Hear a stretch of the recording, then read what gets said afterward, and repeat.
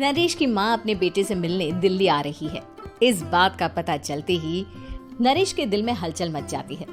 नरेश अपनी माँ के स्वागत की तैयारी में लग जाता है। साथ ही उसे डर भी सताने लगता है कि उसकी माँ कहीं अपनी पुरानी जिद पर फिर से बैठ ना जाए। हे भगवान, इस बार बचा लो, अगले साल पक्का माँ की जिद पूरी कर दूंगा।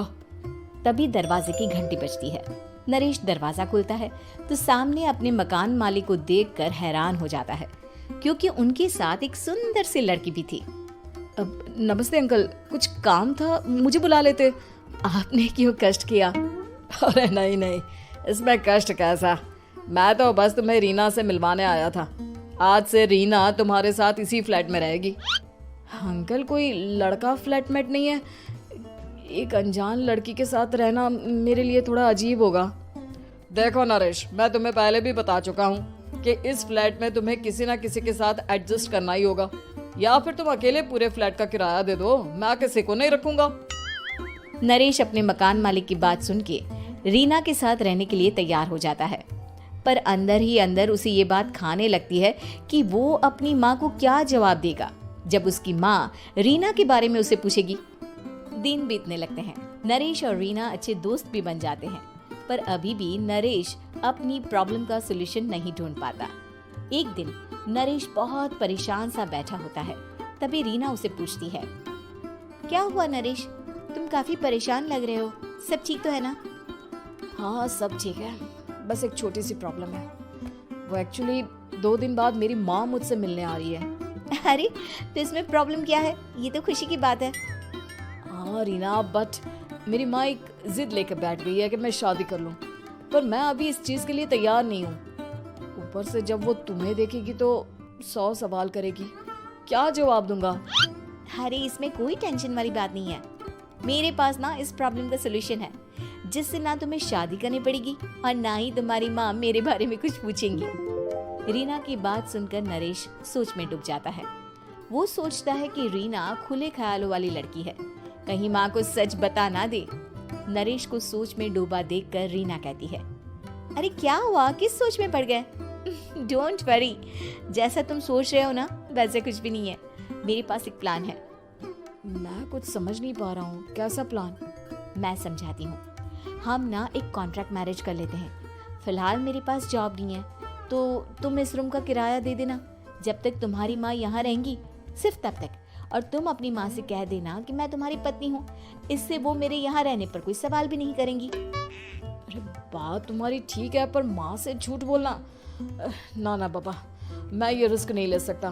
कोई और आइडिया दो ना तुम। देखो मंजूर हो तो बोलो, वरना सच बता दो, मुझे कोई प्रॉब्लम नहीं है। रीना की बात सुनकर नरेश सोच में डूब जाता है। बहुत सोचने के बाद जब उसे कोई रास्ता नहीं मिलता तो वो रीना के बताए हुए रास्ते पर चलने के लिए तैयार हो जाता है। वो रीना से बात करता है और अपनी माँ की पसंद और नापसंद के बारे में बताता है। रीना भी नरेश की सभी बातों को ध्यान से सुनती है, ताकि कहीं उससे कोई गलती ना हो जाए। आखिर वो दिन भी आ जाता है जब नरेश की माँ उससे मिलने दिल्ली आ जाती है।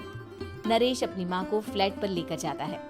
जैसे ही नरेश की माँ फ्लैट के अंदर जाती है, रीना उसके पैर छू लेती है।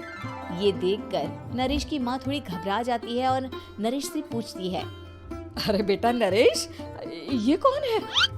माँ, ये आपकी बहू रीना है। माफी चाहता हूँ, सब कुछ इतनी जल्दी में हुआ कि आपको बता ही नहीं पाया, इसलिए सोचा कि क्यों ना आपको सरप्राइज दिया जाए। अरे बेटा, मैं तो बस तेरा घर बसा हुआ देखना चाहती थी। हाँ, बहुत अरमान थे अपनी इकलौती बेटी की शादी को लेकर, लेकिन कोई बात नहीं, शायद किस्मत को यही मंजूर होगा। ये कहते ही नरेश की माँ रीना को गले लगा लेती है। रीना बेटिया, मेरा बेटा ना थोड़ा नादान है, पर तुम काफी समझदार लगती हो और मैं जानती हूँ कि तुम इसका बहुत अच्छे से ध्यान रखोगी। माँ आप चिंता मत कीजिए, मैं सब संभाल लूंगी। नरेश की माँ अपने बहू और बेटे के साथ खुशी खुशी रहने लगती है। दिन बीतने लगते हैं। नरेश की माँ और रीना का रिश्ता बहुत मजबूत होता चला जाता है। वो दोनों सारा दिन एक साथ रहती और खूब बातें करती। इधर साथ रहते रहते नरेश और रीना भी एक दूसरे से प्यार करने लगते हैं।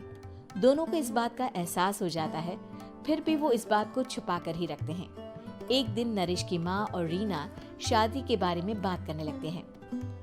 रीना बिटिया, ये तो नरेश ने मुझे बिना बताए शादी कर ली, वरना मैं तो अपनी इकलौती बेटी की शादी इतनी धूमधाम से करती कि सारी दुनिया देखती रह जाती।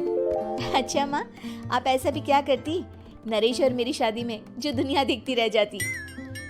अरे बिटिया, एक माँ के अरमान तुम अभी नहीं समझोगी। मैं तो अपनी बहू को एक रानी की तरह लेकर आती और शादी भी बिल्कुल शाही अंदाज में करती, पर मेरे तो सारे अरमान ऐसे ही रह गए। खैर, मुझे तो अपने बेटे और बहू की खुशी चाहिए बस। ये कहते हुए नरेश की माँ की आंखों में आंसू आ जाते हैं। रीना भी ये सुनकर ख्यालों में खो जाती है, क्योंकि वो भी मन ही मन खुद को नरेश की पत्नी और उसकी माँ की बहू मानने लगी थी। शाम को जब नरेश ऑफिस से घर आता है तो रीना खुद को रोक नहीं पाती और नरेश के सामने उसकी माँ को अपने और नरेश के रिश्ते का सारा सच बता देती है। रीना की बात सुनकर नरेश की माँ दोनों से बहुत नाराज हो जाती है और घर वापस जाने की बात करने लगती है। तुम दोनों ने मुझसे सच छुपाकर बहुत ठेस पहुंचाई है मुझे। अब तुम लोगों के साथ नहीं रहना चाहती मैं, कल ही वापस चली जाऊंगी अपने घर। माँ, मुझे माफ कर दो, ये सब मैंने रीना के कहने पर ही किया है, वरना मैं भी आपको कभी ठेस पहुंचाने के बारे में सोच भी नहीं सकता। हाँ माँ, हमने ये सिर्फ आपका दिल रखने के लिए किया, प्लीज हम दोनों को माफ कर दीजिए। तुम दोनों ने मेरे अरमानों के साथ खिलवाड़ किया है, और वैसे भी मुझे अपने बेटे के लिए एक अच्छी लड़की ढूंढनी है, इसलिए मेरा यहाँ से जाना ही बेहतर होगा। माँ की ये बात सुनकर रीना खुद को रोक नहीं पाती। माँ, क्या मैं आपके घर की बहू बनने लायक नहीं हूँ? रीना की बात सुनकर नरेश हैरान रह जाता है। नरेश की माँ भी कुछ समझ नहीं पाती। मैं कुछ समझी नहीं, आखिर तुम कहना क्या चाहती हो?